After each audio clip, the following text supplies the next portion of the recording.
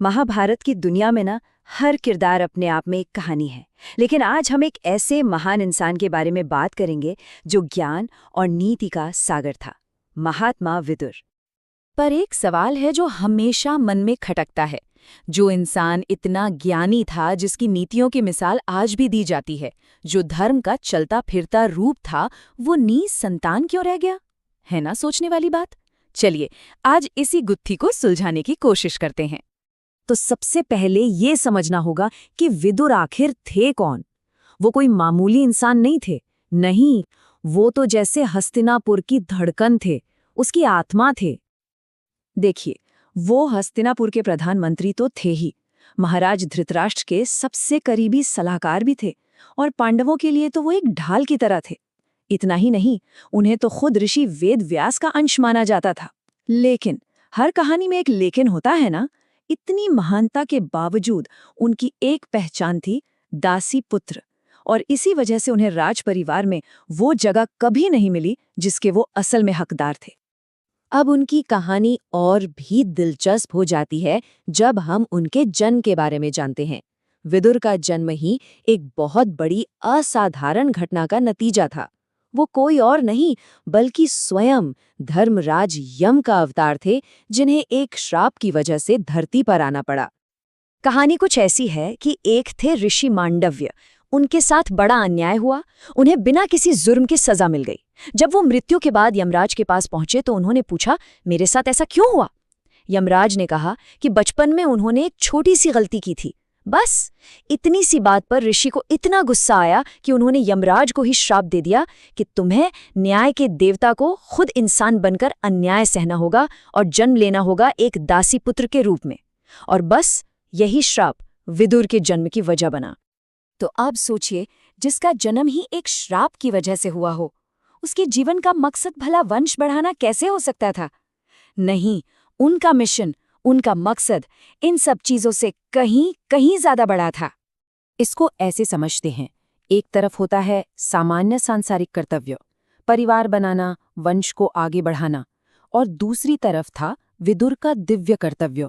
उनका काम था पूरे के पूरे कुरु वंश को धर्म का रास्ता दिखाना, उन्हें गलत रास्ते पर जाने से रोकना। वो किसी एक परिवार के लिए नहीं आए थे, वो तो पूरे समाज और धर्म की रक्षा के लिए आए थे। ये जो लाइन है ना, वे वंश बढ़ाने नहीं बल्कि वंश को धर्म का मार्ग दिखाने आए थे, ये उनके पूरे जीवन का निचोड़ है। उनका काम संतान पैदा करना था ही नहीं, उनका काम था एक पूरी पीढ़ी को सही रास्ता दिखाना, और इसी एक मकसद के लिए उन्होंने अपनी पूरी जिंदगी लगा दी। तो जो हम उनकी संतानहीनता को एक कमी की तरह देखते हैं, वो असल में कमी थी ही नहीं। वो तो एक सोचा समझा फैसला था, एक तपस्या थी, एक बहुत बड़ा त्याग। विदुर ये बात बहुत अच्छे से जानते थे कि अगर उनकी अपनी औलाद होती तो उसका मोह उन्हें उनके असली रास्ते से भटका सकता था। वो निष्पक्ष नहीं रह पाते हैं ना। अपने बच्चों के भविष्य की चिंता उन्हें धर्म के रास्ते पर टिके रहने से रोक सकती थी।